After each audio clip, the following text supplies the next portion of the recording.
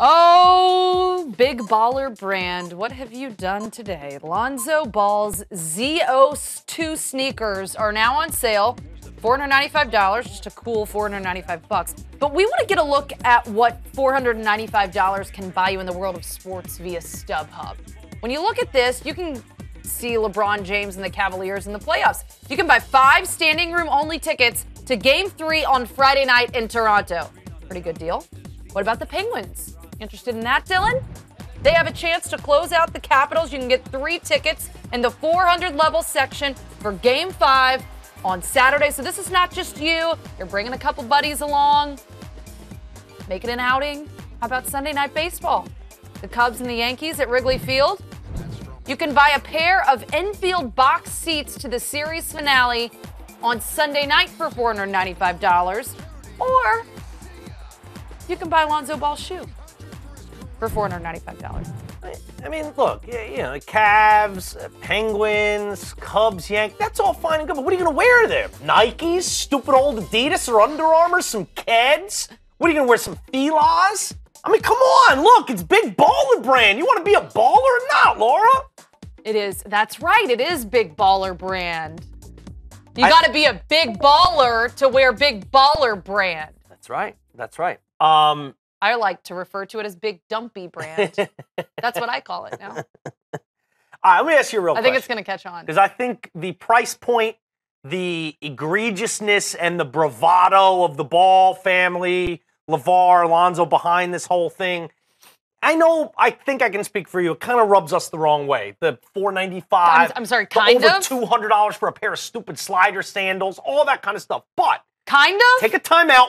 Retreat with me a couple steps. Just look at the shoe. Say I told you this was Paul George's next shoe. Do you like the shoe? Remove what you know about what the shoe is. I'm probably a bad person to ask for this because look at us both in black tonight. I'm not a big fan of black sneakers in general. Okay.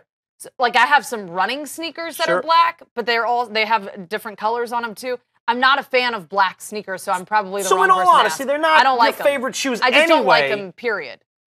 But that's not necessarily, that's more has to do with the color of the shoe. I think when we think of big-time playoff action, like, you know, we're into the second round of the playoffs, both the NBA and the NHL. Yeah.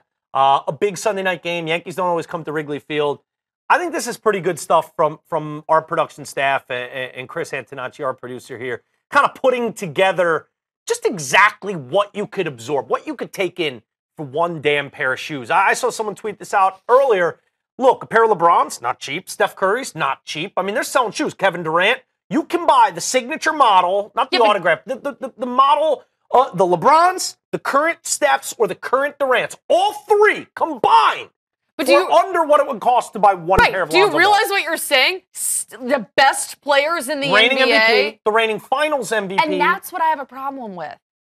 He has already said, oh, my son's better than these people. If you took my son off of UCLA and put Steph Curry on their roster, they would be better with Lonzo. From there, you lost me. I haven't listened to totally a word you said after that. I think in general, I think, you know, in this day and age with, you know, internet superstars and Instagram famed celebrities and YouTube celebrities and stuff, people get attention when they start yapping. It's just the way it goes. Because there's a platform called the internet and social media, we're aware of people that love to flap their gums like a LeVar Ball. But for me, I don't care what kind of society we still in, what kind of society we still live in, walking the walk is still going to speak louder than talking the talk. Always. And for guys like Curry and LeBron and Durant who've done it, there's a reason kids want to wear those shoes. I'm not saying there's not kids out there that don't want to wear Lonzo Ball shoes, but to come out at $500 where it immediately prices out all your average middle class and kids out there that are maybe growing up a little bit poor but still like cool shoes, you're pricing all those kids out. And the whole big baller thing, when you've proven nothing on the professional level, is so ridiculous and so obscene, it's hard not to root for this whole thing to blow up in their face. Even though Lonzo, completely on his own, is sort of likable. He's not that unlikable. The entity that really rubs people the wrong way. And I think that's what's behind the whole crazy pricing and all the look at us and look at where we at is Pops, is LeVar. Quickly, before we move on, I'm not a sneakerhead. You are. Do you like the shoe? I think the shoe is okay. I don't hate the shoe, but because of what it stands for, because of the price, there's not even a half of a millisecond of me thinking, maybe I would buy those shoes. I would never buy the shoes. If the shoe was a Paul George and it was $80, I still probably wouldn't. It's not my favorite, but it's okay. It's okay. He's been working on this for Lonzo's entire life, since birth. That's what he says, at least. Okay. You know where we stand on that. Weigh in on Twitter. Let us know what you think. Find us at 120 Do other things. Read a book, hang out, take a vacation.